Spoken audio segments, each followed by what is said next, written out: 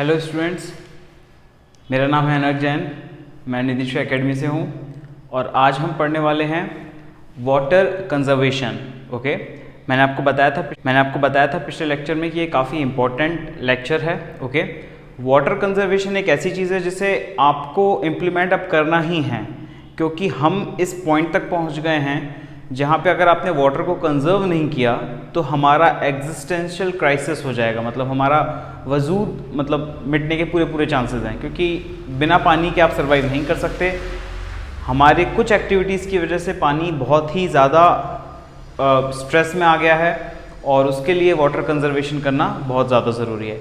इस लेक्चर में मैं आपको काफ़ी नए टर्म्स बताऊँगा जो जनरली किसी बुक्स में नहीं मिलते हैं, और ये टर्म्स आपको याद रखने में एक्सप्लेन करूंगा और एग्जाम में एक बहुत ही अच्छा आप आंसर लिख सकते हो अगर आप ये पूरे वीडियो लेक्चर को देखो।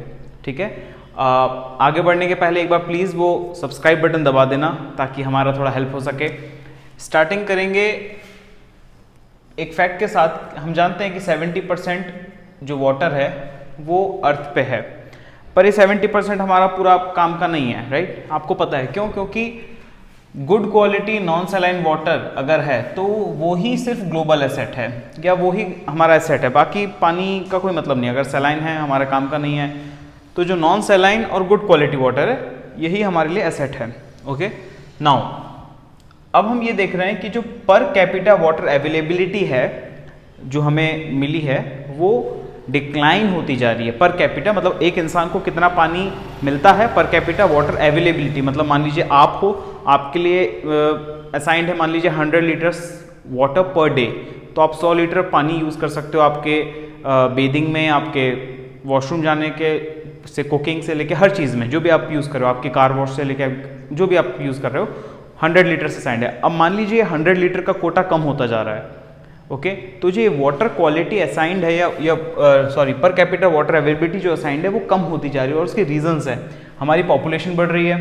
बिल्कुल सही बात है, ग्लोबल पॉपुलेशन बढ़ती जा रही है। ड्रॉट एंड फ्लड जैसी एनोमैलीज आ रही हैं, बहुत ज़्यादा ड्रॉट है, फिर बहुत ज़्यादा फ्लड है, तो हम पानी को यूज़ नहीं कर पा रहे हैं। ड्रॉट है तो यूज़ कर ही नहीं पा रहे हैं। इसके अलावा रैम्पेंट अर्बनाइजेशन, तो आपको एक मैं क्लू देना चाहूँगा। देखिए, जब भी अर्बनाइजेशन बढ़ेगा, एक पॉजिटिव वर्ड है, राइट, इंडस्ट्रियलाइजेशन भी एक पॉजिटिव वर्ड है, पर रैम्पेंट अर्बनाइजेशन मतलब बिना देखा समझा सोचा गया अर्बनाइजेशन। सिमिलरली हैफाजार्ड इंडस्ट्रियलाइजेशन, तो आपको ये वर्ड ये लिखने हैं। अगर आप एग्जाम में अर्बनाइजेशन वर्ड लिखोगे आपके मार्क्स कम हो सकते हैं, क्योंकि urbanisation is a good sense. आप बोलोगे कि हमें अर्बनाइज होना चाहिए ताकि हम बेटर यूज कर सके, पर rampant urbanization that's bad, haphazard industrialization that's bad. Okay, आपको इस तरह से याद रखना है। देन इंटेंसिव एग्रीकल्चर, हम बहुत ज़्यादा इंटेंसिव एग्रीकल्चर कर रहे हैं, वो भी एक बहुत बड़ा रीज़न है। पुअर वेस्ट मैनेजमेंट प्रैक्टिसेस, इसकी वजह से भी हमारा पर कैपिटा वाटर अवेलेबिलिटी कम होता जा रहा है। तो ये सारे फैक्टर्स हैं, आप याद रखिएगा कि कौन कौन से फैक्टर्स की वजह से पर कैपिटा वाटर अवेलेबिलिटी आपका कम होता जा रहा है। नाउ इंडिया में जो वाटर का स्टेटस है, 70% जो पानी हमारे पास है अवेलेबल वो एग्रीकल्चर में यूज़ हो जाता है, 70%। ओके, 22% हमारा इंडस्ट्रीज में यूज़ हो जाता है, 4% हमारा डोमेस्टिक आपके घरों में वगैरह में यूज़ होता है, और 4% हमारा रिजर्वायर्स में रहता है, डैम्स वगैरह में रहता है, तो 4% वहाँ पड़ा रहता है। अब ये जो पानी है ये मैंने आपको बताया स्ट्रेस में है, पहले लेक्चर में ही बता चुका हूँ, स्ट्रेस में है। और इस स्ट्रेस के दो रीजंस हैं, excessive pumping from old wells, जो पुराने वेल्स हैं उससे हम बहुत ज़्यादा पंप कर रहे हैं, और हमारे नए वेल्स बहुत जल्दी डेवलप होते जा रहे हैं, तो हम पानी के लिए बहुत ज़्यादा गड्ढे खोद रहे हैं, वेल्स खोद रहे हैं, और हमारे पुराने जो वेल्स हैं उससे एक्सेसिव पंपिंग कर रहे हैं, तो इसकी वजह से हमारा ग्राउंड वाटर रिसोर्सेज बहुत ही तेज़ स्पीड से डिप्लीट हो जा रहा है। बाय 2020 नीति आयोग की एक रिपोर्ट कहती है कि इंडिया एक वाटर स्ट्रेस्ड नेशन बन जाएगा।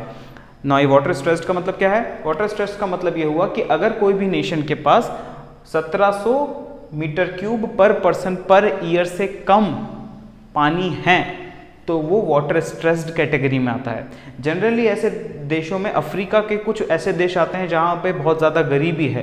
कई लोग तो ये भी मानते हैं कि वाटर की अवेलेबिलिटी पॉवर्टी से डायरेक्टली लिंक्ड है। ओके, कुछ रिसर्च ने ऐसा लिखा है कुछ पेपर्स में। तो 1700 मीटर क्यूब पर पर्सन पर ईयर अगर पानी अवेलेबिलिटी इससे कम है तो हम वाटर स्ट्रेस्ड कहलाएंगे। इंडिया में ये वैल्यू लगभग 1600 मीटर क्यूब पर पर्सन पर ईयर पहुंच चुकी है। मतलब हम वाटर स्ट्रेस्ड नेशन की कैटेगरी में आ चुके हैं। तो ये रियलिटी मैंने बिगिनिंग ऑफ द लेक्चर में बताया था कि हम वाटर स्ट्रेस्ड नेशन बन गए हैं। अब हमें वाटर कंजर्वेशन करना बहुत ज़्यादा ज़रूरी है। ओके, चलिए आगे बढ़ते हैं। वाटर कंजर्वेशन का डेफिनेशन देखते हैं। वाटर कंजर्वेशन का मतलब क्या होगा?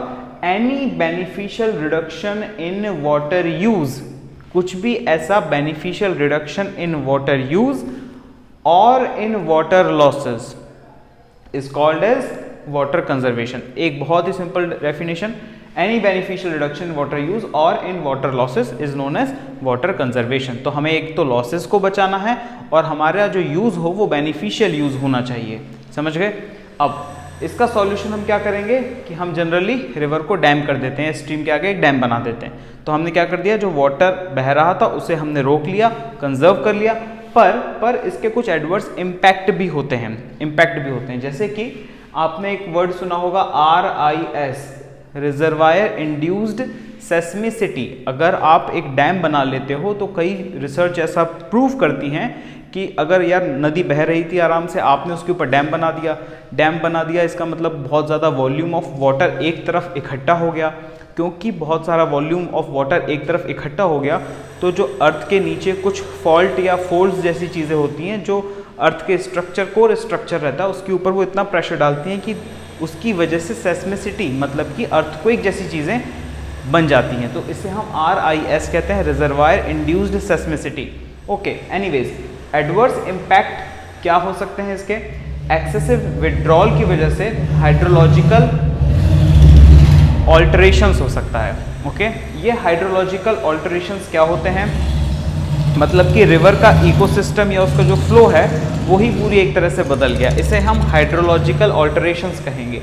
ओके, इसके अंदर क्या क्या आएगा? वाटर क्वालिटी का डिग्रेड होना, water and food transport mechanism को चेंज हो जाना, मतलब कि जो उस रिवर से वाटर या फूड ट्रांसपोर्ट मैकेनिज्म था वो चेंज हो रहा है।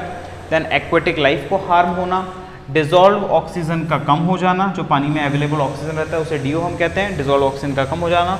Cumulative impact by evaporation by reservoirs. ऐसा कहते हैं कि अब डैम बनाते हो तो जैसे आपने डैम बनाया, एक तरफ भाई साहब पानी इकट्ठा हो गया काफ़ी सारा और एक तरफ बिल्कुल पानी नहीं है।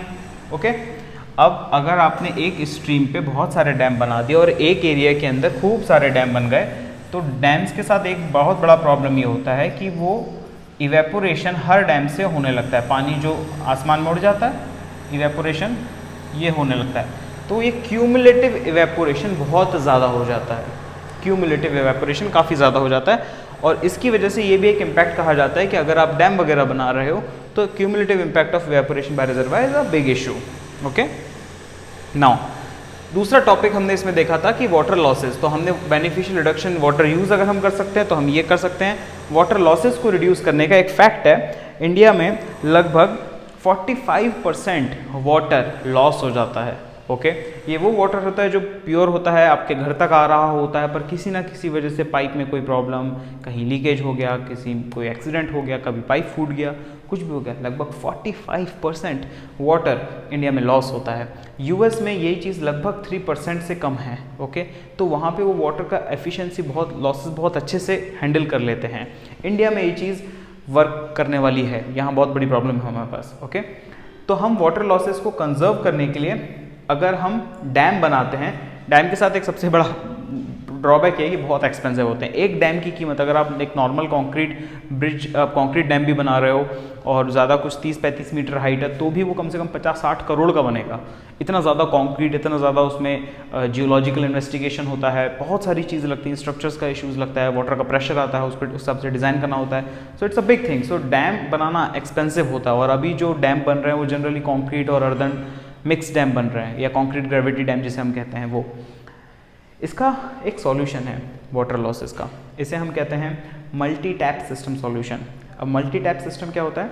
जैसे कि हमें ये पता है कि हर किस्म का वाटर को अगर आप बहुत प्यूरिफाई करते जाओगे, या जिसे आप पोर्टेबल वाटर कहते हैं, आप ड्रिंकिंग वाटर जो आपका रहता है, अगर आप हर टाइप के वाटर को ड्रिंकिंग वाटर स्टैंडर्ड्स तक लेके जाओगे तो आपको बहुत ज़्यादा एनर्जी और पैसे इन्वेस्ट करने पड़ेंगे। बिल्कुल सही बात है, आपको बहुत ज़्यादा प्यूरिफाई करना पड़ेगा उसे।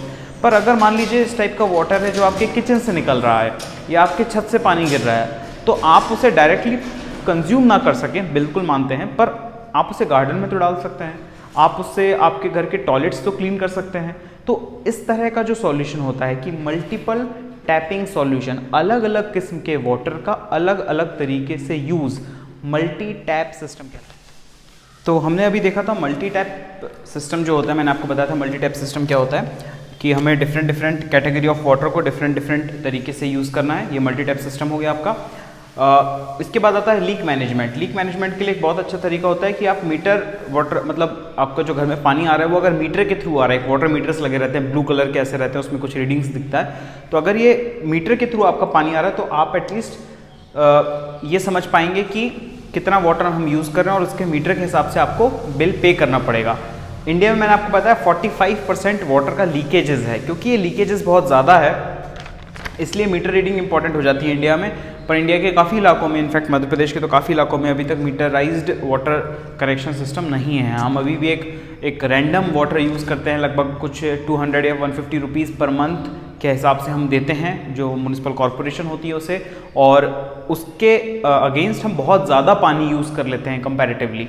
ओके, और इसके अलावा मैं आपको एक और चीज़ बताना चाहूँगा कि जैसे कि हमारे जो फ्लश टॉयलेट्स होते हैं उसकी डिज़ाइन में भी या लो फ्लश टॉयलेट्स भी आते हैं, जिसमें कि लगभग एक फ्लश पे लगभग 4 लीटर ऑफ वाटर आप यूरिनल्स में डाल देते हैं।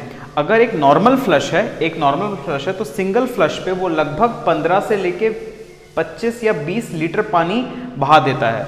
तो ये एक बहुत बड़ा कंसर्न होता है। काफ़ी एनवायरमेंटलिस्ट, स्पेशली सुनीता नेरेन का अगर आपने नाम सुना है, जो CSE की मेंबर हैं या हेड हैं, centre of science and engineering environment, उन्होंने ये कहा है कि लो फ्लश टॉयलेट्स इंडिया में यूज़ होने चाहिए क्योंकि ये सिर्फ 4 लीटर ऑफ वाटर यूज़ करते हैं। तो ये भी एक वाटर कंजर्वेशन का तरीका हमारा हो सकता है।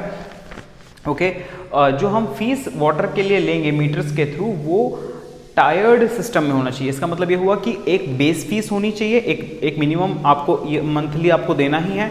इसके ऊपर अगर आप जैसे इंटरनेट यूजेज हम करते हैं तो एक्स्ट्रा अगर आप यूज़ कर रहे हो तो आप एक्स्ट्रा पे करो, तो सेम अगर आप एक्स्ट्रा पानी यूज़ कर रहे हो तो आपको एक्स्ट्रा पे करना पड़ेगा। इस तरह का हमें सिस्टम बनाने की बहुत ज़्यादा ज़रूरत है।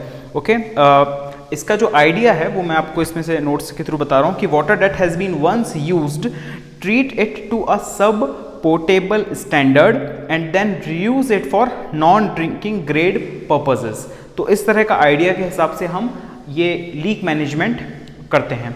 इसके बाद जो टॉपिक आता है वो होता है वाटर शेड मैनेजमेंट। ये जो सारे 10 पॉइंट्स हैं ये मैं आपको बता रहा हूँ कि कैसे हम वाटर यूज़ को बहुत अच्छी तरह से यूज़ कर सकते हैं और कंजर्वेशन में हम हेल्प कर सकते हैं। पहला आएगा आपका water shade management. Water shade का मतलब क्या होता है? अगर आपको जो ये लेक्चर देख रहा है, अगर वाटर शेड का मतलब होता है कैचमेंट एरिया। कैचमेंट एरिया और वाटर शेड एक ही वर्ड है, डिपेंड कि आप किस लैंग्वेज में यूज़ कर रहे हो। इंडिया में उसे कैचमेंट एरिया कहते हैं, जो ब्रिटिश इंग्लिश है उसमें सेम चीज़ को वाटर शेड कहते हैं। वाटर शेड का मतलब आपने ज्योग्राफी में पढ़ा होगा, ये एक रिवर है, ये मान लीजिए नर्मदा रिवर है, तो ये जो उसका ये एरिया होता है नर्मदा का पूरा बेसिन एरिया, उसका वो वाटर शेड कहलाएगा, ये कैचमेंट एरिया कहलाएगा। तो इस तरह का कुछ चीज़ें रहती हैं, मैं वो डिटेल में पढ़ाऊँगा बाद में। तो जो वाटर शेड रहता है वो बेसिकली सॉइल और वाटर कंजर्वेशन टेक्निक्स का एक सॉल्यूशन हम उसमें निकाल सकते हैं। पर्कुलेशन टैंक्स बना सकते हैं, बर्न्स बना सकते हैं। बर्न्स क्या होते हैं? छोटे छोटे आपने पत्थर के ऐसे वो गोलाकार पत्थर रख दिए रिवर के साइड में, ताकि रिवर का जो फ्लो है वो थोड़ा एक तरफ ज़्यादा कॉन्सेंट्रेटेड हो जाए, ताकि वहाँ से वाटर पर्कुलेशन ज़्यादा हो सके पानी ज़मीन के अंदर, तो वो बर्न्स हो गए। इसी तरह हम वाटर हार्वेस्टिंग कर सकते हैं। वाटर हार्वेस्टिंग का डेफिनेशन मैं आपको बोल रहा हूँ, लिखिए। Water harvesting means the process of concentrating precipitation through run of and storage for beneficial use. मतलब इस तरह का पानी का कॉन्सेंट्रेशन थ्रू जो कि रन ऑफ है बेसिकली, कि स्टोरेज हो सके और बेनिफिशियल यूज़ हो सके। इस वाटर हार्वेस्टिंग का एक अच्छा एग्जाम्पल होता है आपका घर का रेन वाटर हार्वेस्टिंग सिस्टम। तो उसका जो पेरेंट टर्म है वो है वाटर हार्वेस्टिंग, उसका एक टाइप है रेन वाटर हार्वेस्टिंग, कि जो आपके छतों पे पानी गिरा उसको आपने एक पाइप के थ्रू ज़मीन में ऐसी जगह पे डाल दिया जहाँ पे आपने एक लेयर बनाया सैंड का, ग्रेवल का और क्ले का, या सैंड और ग्रेवल का ही मिक्स करके, और वो सारा पानी अंदर जा रहा है, इन्फिल्ट्रेट हो रहा है, ताकि वो ग्राउंड वाटर लेवल को बढ़ा सके, रिचार्ज कर सके। तो ये आपका रेन वाटर हार्वेस्टिंग हो गया। थर्ड पॉइंट आपका आएगा लैंडस्केप डिटेंशन बेसिन। ये कुछ नए टर्म्स हैं, इसको हम LDB भी कहते हैं। और ये जो बेसिन होता है ये बेसिकली क्या होता है कि ये अगर देखिए पहला वर्ड क्या है लैंडस्केप। लैंडस्केप का मतलब क्या होता है कि एक ऐसा मतलब समझ लीजिए वहाँ गार्डन वार्डन कुछ है तो वो लैंडस्केप समझ लीजिए। और उसमें कुछ जैसे आपने बड़े बड़े पार्क देखे होंगे ना जहाँ पे बड़े बड़े पत्थर लगे रहते हैं और गार्डन वगैरह रहता है काफ़ी बड़ा सा, वो बेसिकली एक लैंडस्केप का आइडिया है। अब क्या है यहाँ पे लैंडस्केप में डिटेंशन बेसिन बनाना है। बेसिन मतलब कि कोई भी चीज़ जो इस शेप की है तो एक कॉनकेव शेप का आपने बेसिन बना दिया और एक पूरा बड़ा सा लैंडस्केप है। और क्योंकि वो कॉनकेव शेप का है तो सारा पानी उस जगह पे इकट्ठा होगा। अब ये पानी को हमको इकट्ठा करना है, इसे दे हमने डिटेंशन, इकट्ठा हो गया एक जगह और वो बेसिन है। तो लैंडस्केप डिटेंशन बेसिन इस टर्म ये टर्म हो गया। ये एक तरीका है एक लैंडस्केप में ग्राउंड वाटर रिचार्ज करने का। ये जो तरीका है ये जनरली यूज़ होता है एक जो मल्टी स्टोरेड बिल्डिंग नहीं होती सोसाइटीज़ वगैरह में, वहाँ पे ये लैंडस्केप डिटेंशन बेसिन यूज़ होता है। इसके साथ खास बात ये होती है कि जहाँ पे ये बेसिन बनाया जाता है वहाँ पे एक ट्री या शेडो वाला ट्री लगा दिया जाता है जिसका जनरली शेडो बनता है। जैसे कि आपका गुलमोहर एक अच्छा एग्जांपल है। ये छायादार वृक्ष होता है तो आपका क्योंकि शेड रहेगा उसके ऊपर तो एवेपोरेशन कम होगा तो उसका लॉसेस कम होगा और उसकी वजह से ग्राउंड वाटर रिचार्ज होता रहेगा और वो पानी आपके सोसाइटी के भी काम आ सकता है। तो इस तरह लैंडस्केप डिटेंशन बेसिन काम हो गया। इसके बाद दूसरा वर्ड आता है वो होता है सैरिस्केप। सैरिस्केप का मतलब होता है ये बेसिकली जो वर्ड है ये डेनवर जो अमेरिका में है कोलोराडो। तो स्टूडेंट्स अभी हम देख रहे थे ज़ेरिस्केप। ज़ेरिस्केप जो वर्ड है ये बेसिकली मैंने आपको बताया कोलोराडो अमेरिका में USA में एक डेनवर करके जगह है वहाँ पे ये वर्ड यूज़ हुआ और ये पेटेंटेड वर्ड है, ट्रेडमार्क वर्ड है। ज़ेरिस्केप का मतलब ये होता है कि इस तरह के पेड़ उगाए जाएं जो एक पर्टिकुलर किस्म का पानी पे सर्वाइव कर सकते हैं। जैसे कि अगर आप समझते हैं कि घर के अंदर के जो पेड़ होते हैं जो इंटरनल प्लांट्स होते हैं, आपने देखा होगा गुड लक का पेड़ होता है या मनी प्लांट होता है, उसमें आप जनरली प्योर वाटर डालते हो, उसमें टर्बेड वाटर आप या गंदा पानी नहीं डाल सकते। पर कुछ ऐसे पेड़ होते हैं जो गंदे पानी में भी सर्वाइव कर जाते हैं। तो उनका कंसेप्ट ये है ज़ेरिस्केप का कि अलग अलग पेड़ की प्रजाति जो अलग अलग पानी के बेसिस पे सर्वाइव करती हैं उनका ऐसा एक मिक्स लगाया जाए ताकि किसी भी किस्म का पानी हो तो पेड़ सर्वाइव करते रहें। ये उसका बेसिक लॉजिक है। डेफिनेशन इसका लिख लीजिए, कंसेप्ट समझ लीजिए। Water wise gardening, choosing plant that conserve water and design landscape that protect environment. तो इस तरह से डिज़ाइन किया जाए ताकि वो एनवायरनमेंट को प्रोटेक्ट कर सके, बायोडाइवर्सिटी को एनहेंस कर सके क्योंकि डिफरेंट वैरायटी ऑफ प्लांट्स है आपके पास। Then comes contour terracing. ये आपने पढ़ा होगा आपकी NCERT बुक में। जनरली एक ऐसा आपका पहाड़ होता है और कॉन्टूर बंड्स बना दिए जाते हैं वहाँ से, ताकि कॉन्टूर्स क्या होते हैं ऐसे पॉइंट्स जो एक ही एलिवेशन को कनेक्ट करते हैं। जैसे कि मान लीजिए ये 100 सेंटीमीटर का पॉइंट है और यहाँ से आप नीचे जाओगे तो ये 70 का हो जाएगा और नीचे जाओगे 60 का हो जाएगा। तो ये ऐसे सारे पॉइंट्स जो उस पर्टिकुलर एलिवेशन को कनेक्ट कर रहे हैं। अब यहाँ पे जब बारिश होगा तो इनने ऐसा थोड़ा गड्ढा खोद रखा है तो बारिश होगा तो उसमें रुक जाएगा, थोड़ा परकुलेट हो जाएगा, फिर आगे जाएगा, फिर परकुलेट हो जाएगा। तो रन ऑफ नहीं होगा, वो धीरे धीरे उसका टाइम आपने बढ़ा दिया, इस वजह से वो वहाँ पे आप कुछ चीज़ें उगा भी सकते हो। जो आपने अगर आपने टी गार्डन्स देखे होंगे नॉर्थ ईस्ट में या फिर आपने केरला में देखे होंगे तो ये tea gardens generally contour terracing concept के बेस पे ही बनाए जाते हैं ताकि वो पानी को यूज़ कर सकें वहाँ के। ओके, इसके बाद आप बना सकते हो विलेज में टैंक्स। विलेज टैंक्स इसको कहते हैं। आप पूरे कम्युनिटी बनाते हैं और ये मनरेगा के अंदर काफ़ी बनाए जाते हैं इंडिया में विलेज टैंक्स, और ये काफ़ी काम करते हैं। जब आपका बारिश आपका हो रहा होता है उसके बाद ये उस ग्राउंड वाटर को सालों साल तक या कुछ महीनों तक रिचार्ज आराम से कर सकते हैं। तो ये आपका हो गया village tanks. Then comes raised bed plantation. Raised bed plantation काफ़ी अच्छा कंसेप्ट है। इसमें क्या होता है कि एक पर्टिकुलर एरिया को आप रेज कर दिया जाता है, इसे हम एम्बैंकमेंट कहेंगे, जिसको हमने रेज कर दिया और यहाँ पर हमें ऐसी नालियाँ जैसी छोड़ देते हैं। ओके, अब क्या होता है जब भी बारिश होता है तो वो इन नालियों में पानी भर जाता है। अब हमें ये पता है क्योंकि ये और ये कनेक्टेड है, पानी कहीं ना कहीं से तो आ ही जाएगा इस इलाके में। ये एम्बैंकमेंट में क्या होता है कि आप काफ़ी प्रेशर डाल के उसके ऊपर सैंड और आपका ग्रेवल वगैरह का एक एम्बैंकमेंट बना देते हो। उस एम्बैंकमेंट के ऊपर सॉइल डालते हो, क्ले डालते हो और उसके ऊपर फिर आप फार्मिंग करते हो। क्या होता है कि कैपिलरी एक्शन के थ्रू ये पानी इसको मिलता रहता है। भले ही बरसात हो गई है पर ये बरसात के कई टाइम बाद तक चलता रहेगा। जो रेज्ड बेड प्लांटेशन है ये बेसिकली सबसे पहले रोमन सिविलाइजेशन ने यूज़ किया था। ओके, और आज की डेट पे आप देखेंगे कि जितने भी कृषि केंद्र हैं मध्य प्रदेश में, वो रेज्ड बेड प्लांटेशन पे काफ़ी ज़्यादा काम कर रहे हैं, क्योंकि मध्य प्रदेश की कई जगहों पे जो जोग्राफिकल रिलीफ है वो इस तरह का है कि वहाँ पे नेचुरली रेज्ड बेड है। तो ऐसी क्यारियाँ वगैरह खोद के, नालियाँ खोद के और एक पोर्शन को बहुत ज़्यादा कॉम्पैक्ट करके ये किया जा रहा है। ओके, तो ये रेज्ड बेड प्लांटेशन आप बेसिक कंसेप्ट समझ लीजिए। ऐसे ही आपके जो भी क्रॉप्स वगैरह हैं वो हो जाएगा और ये एम्बैंकमेंट बन जाएगा। इसको काफ़ी कंप्रेस किया जाएगा, कैपिलरी एक्शन के थ्रू पानी ऊपर जाएगा और इसको काफ़ी ज़्यादा कंप्रेस करके स्ट्रॉन्ग बना दिया जाएगा और ये एकदम लूज रहेगा, ताकि बारिश हो तो यहाँ पे रेन इकट्ठी होती रहे, वो रेन का पानी धीरे धीरे इस जगह को मिलते रहो, रेगुलरली पानी आपकी क्रॉप्स को पानी मिलता रहे। तो ये हो गया रेज्ड बेड प्लांटेशन। एक और सिस्टम है clay pot and porous capsule irrigation. ये clay pot and porous capsule irrigation क्या होता है? इसमें क्या होता है कि वाटर टैंक एक रहता है, इस तरह के क्ले पॉट बना दिए जाते हैं। ये क्ले पॉट पोरस होते हैं, ओके, मतलब कि इनसे पानी बाहर निकला जा सकता है। अब क्या होता है, क्योंकि ये वाटर टैंक की जगह स्टेबल है तो यहाँ पे हाइड्रोस्टैटिक प्रेशर सबका सेम होगा, सेम पानी का प्रेशर रहेगा, तो ये पोरस पानी रहेगा तो ये डायरेक्टली इनको पानी मिलता रहेगा। आप इस वाटर टैंक में पानी भर दो, ये अपने आप जितने भी पेड़ उनके अंदर वो नीचे पॉट लगा हुआ है वो बढ़ते जाएंगे अपने आप। इससे फ़ायदा क्या होता है कि ये जनरली होम गार्डन्स वगैरह जैसी जगहों पे काफ़ी अच्छे से यूज़ हो सकता है। इससे पेड़ की रक्षा हो जाती है और ज़्यादा पानी का रिक्वायरमेंट नहीं होता। ओके, तो ये आपका clay pot and porous capsule irrigation system है। ये भी आप अपने ऑफिसेज़ वगैरह में, होम गार्डन्स वगैरह में, सोसाइटीज़ में आप यूज़ कर सकते हो।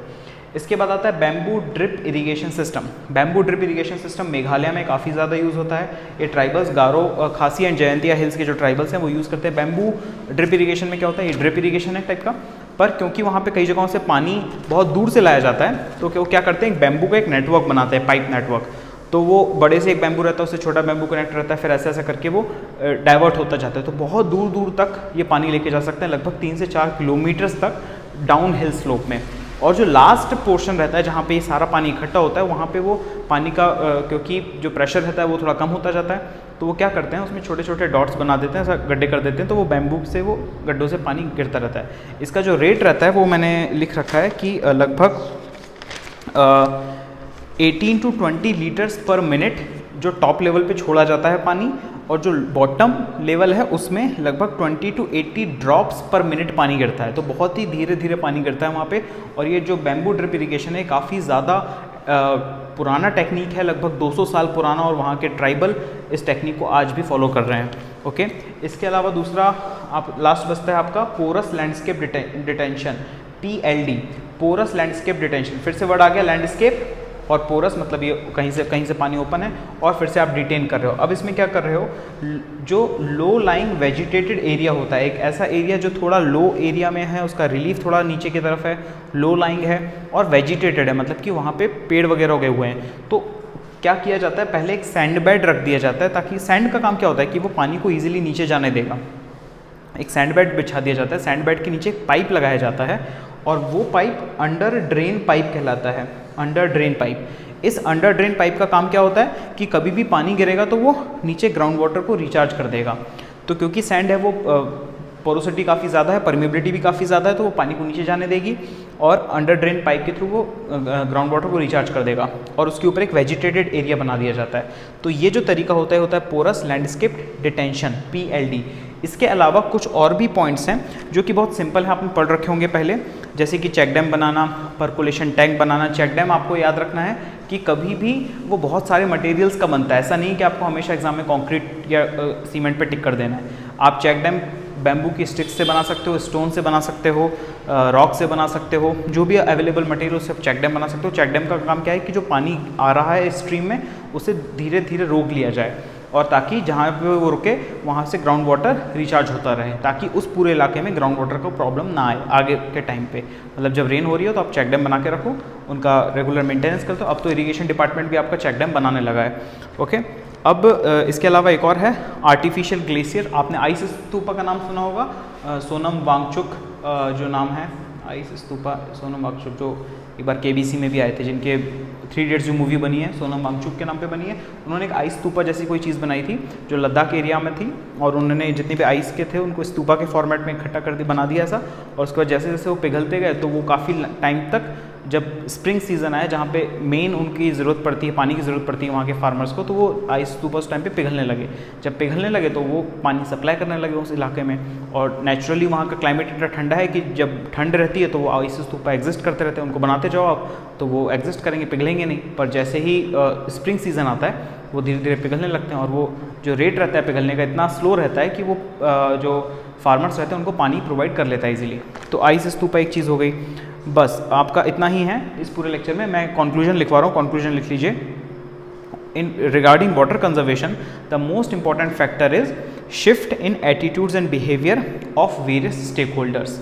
Okay, centralised planning should be avoided and local specific community driven people centric planning should be encouraged.